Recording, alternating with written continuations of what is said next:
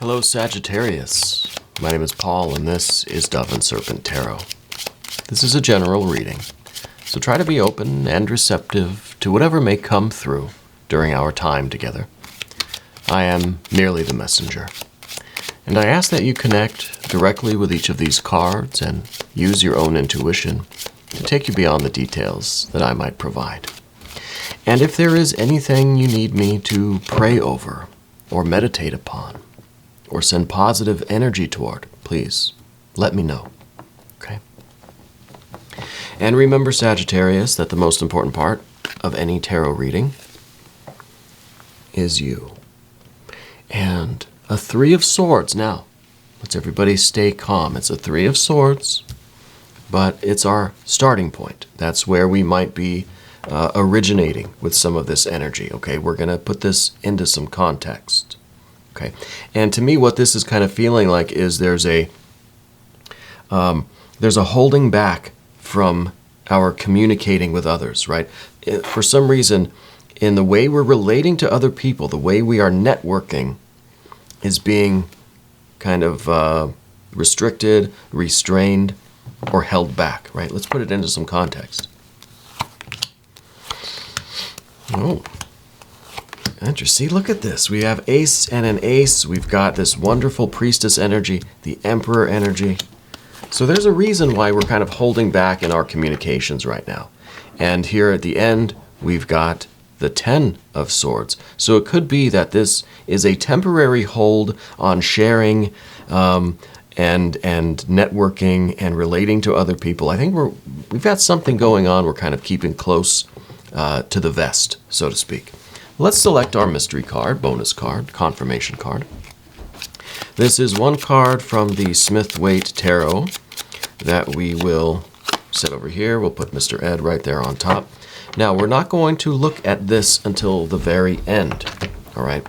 And hopefully this card will tie everything together and give us the confirmation that we need at the end of the reading. But we're doing something a little different as well. If at any point during the reading you get an idea, a sense, a feeling of what that card is, I want you to type your answer into the comment section, okay? I'm trying to see if we can collectively raise our vibrations, if we can collectively tap into spirit, into source, and start discerning this mystery card together, okay? But first, let's take a look around the room. We've got our two major arcana cards, right? And this is very interesting. This is the High Priestess and the Emperor. And together I think they make a very good combination because any good emperor needs the intuition.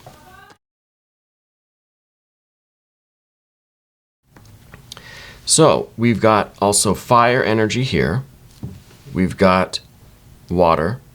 We do have some air, right? And the air is, I think, what we're kind of what we're interested in most, right?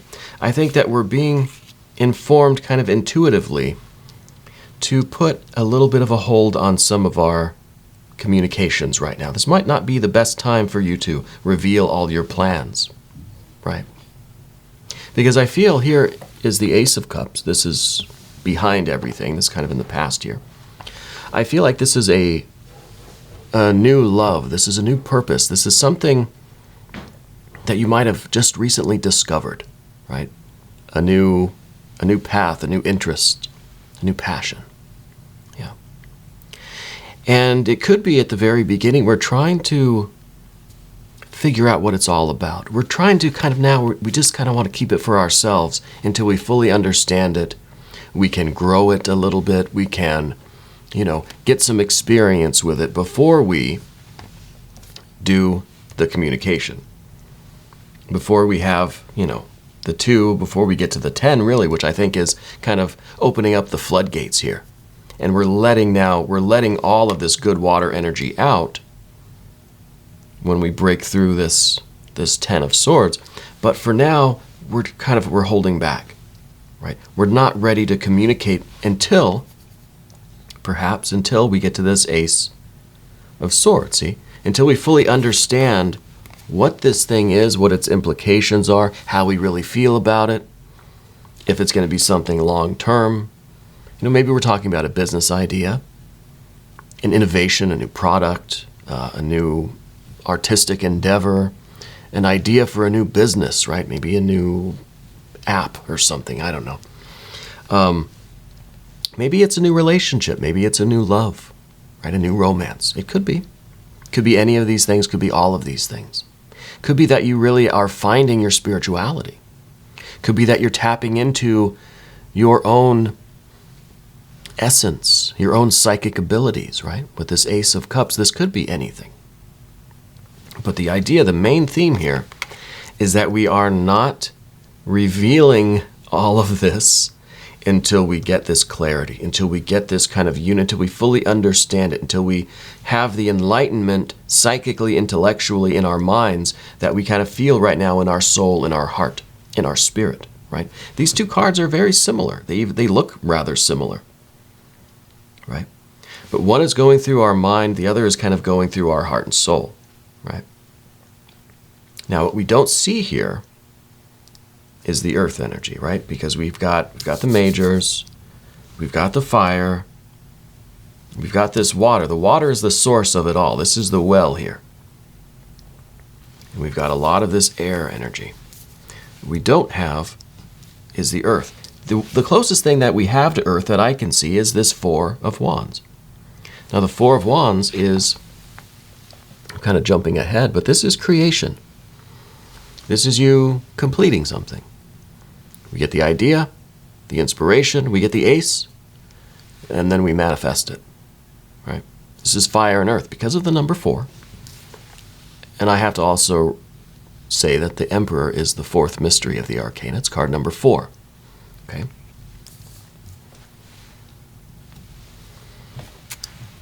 And, well, since we're here, we have the 2 of Swords. The High Priestess is card number 2. So we have kind of the archetype, and then we have that energy in action, right?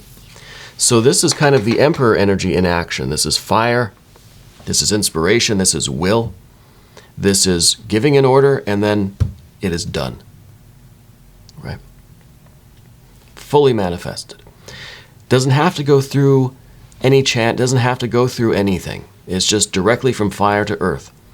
It's the air and the water that kind of get in the way, that prevent the smooth flow from fire to earth, the direct creation manifestation. It's our human personality, our thinking, and our feeling functions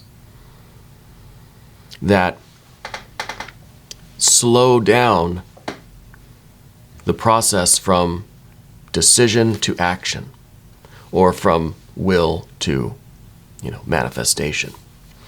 And it's very interesting that we have here the 2 purest expressions of heart and mind, right?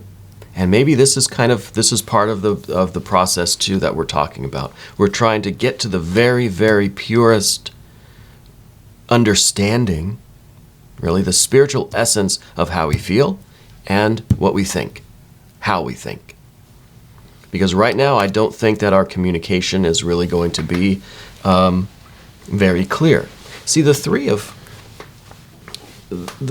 of Swords, to me, is talking about the need to withhold our communication and our expression of this thing. Because the 3 of Swords is also kind of about the air and the water. The number 3 is very much about it's a watery number, generally.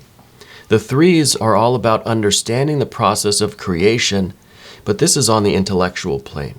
So in our thinking mind, right, in our psyche, the thoughts that we have, thought forms, they are real. So if we're imagining ourselves in a situation, it is a real situation, right? And very often with the 3 of Swords, I talk about us reliving past traumas, right? When we put ourselves back in that situation mentally, it's as if we're there again. For all intents and purposes, we are. So it re-traumatizes us, okay? But this is not just for, this is anything. This is also the visualization of what you want in the future. You imagine yourself in this successful state, down to the very last detail. What color socks are you wearing? Right? And it's as if you are literally there. Okay? That's a very potent secret for manifestation. We have to be able to visualize as meticulously as possible. Okay? But with a 3, I feel like we have to sort this out. We're trying to separate heart and mind. We're trying to get to the essence of both so that we understand what this is. Maybe this is maybe we're trying to understand what we truly want, what our purpose really is, so that we can visualize it, so that we can communicate it, and that we can manifest it. And see, the 4 of Wands, the card of completion, of manifestation, this is in the position of our fears, worries, and concerns. We're afraid that we will not, perhaps, manifest this. And indeed, we won't unless we can accurately visualize what we're trying to accomplish. But we have to know what these 2 are. We have to get to the ace of each so that we know what to visualize. We know what to will, right? We know how to act. And of course, High Priestess, lunar energy. We've got the 2 of Swords here, which is lunar energy. This is all intuition in action. Okay? And the Emperor has to be informed by the intuition. It's very similar to the mind being informed by the heart, the Emperor being informed by the intuition. Our decision-making process, you could look at this as the ego, perhaps. And the ego sits directly in between the heart and the mind, sits directly on top of our power of visualization, our understanding the process of creation on the psychic plane, the intellectual plane, right? The plane of mind.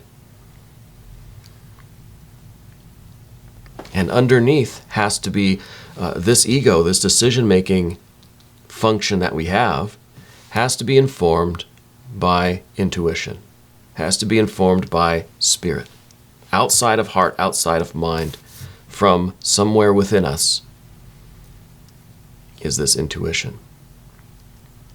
Okay? So generally, I feel like you're connecting with something, but you want to fully understand it before you act on it, before you express it, before you communicate it. A lot of swords here. What we're concerned with, too, is this Knight of Wands. This is rash, right? This is impulsive. This is getting so carried away,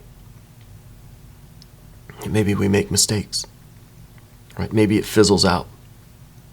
Maybe we're not really sure exactly yet how to manifest this, where to go with it. So if we were to rush off into the wilderness now, we would just burn out our energy because we don't really know where we're going. Okay?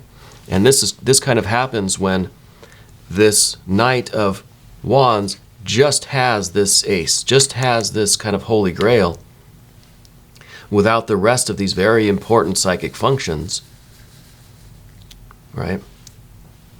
It just runs off with this grail and doesn't ever actually get back home with it because it has no direction. The horse is kind of leading the charge here.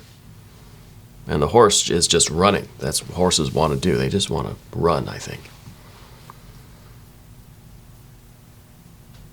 So I feel like this is very important energy here. And especially with the 2, we don't want to make decisions right now. We don't want to, again, this has this connection with Libra. Okay? Because we have Saturn in Libra here with the 3 of Swords.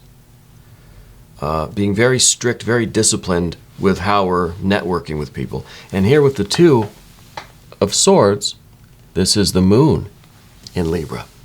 So it's good practice to be very strict, very discerning, very cautious in how you share this with others and how you express this to the world generally, in action and in thought and in word, right? But here, when we get to the High Priestess energy, the lunar energy, this brings an intuitive, sensitive, psychic sixth sense aspect into our interpersonal relationship. It's like we have this intuitive perception now of how to talk about this, how to put it into action, how to make decisions, right? And how to share it with others, when and how. It's more of an intuitive approach than it is a rational kind of decision. Well, I'm only going to reveal this to my closest friends. Well, let's use that intuition. Let's be guided by this intuitive process, this intuitive function. Because in your environment, you've got to be the Queen of Wands. Queen of Wands, very fiery on the outside, right? To other people, you may appear very blinding, very strong, assertive, confident. People might even be a little bit afraid of you at times, right? You've got to be bold. You've got to have this presence in your life, right? This fiery kind of exterior, but inside is that water energy.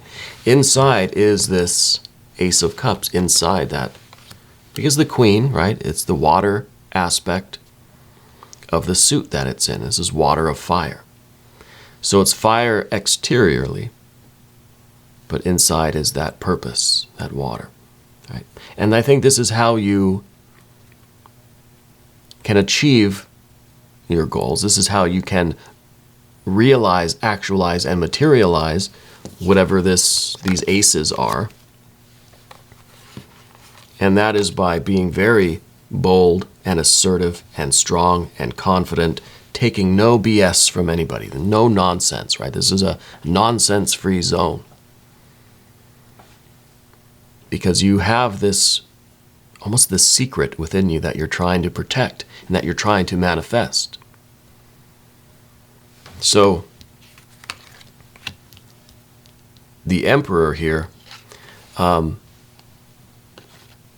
is kind of leading a little bit more onto the, what's the right word? Very assertive, right? May come off as a little bit heavy-handed, a little bit strict, like we're talking about, right? This is kind of, you're able to say no, and you mean no, and if you don't like it, I'm sorry. Sorry, not sorry, kind of thing. And so it might seem there's this kind of dominating energy between you and your environment. But I think that's okay.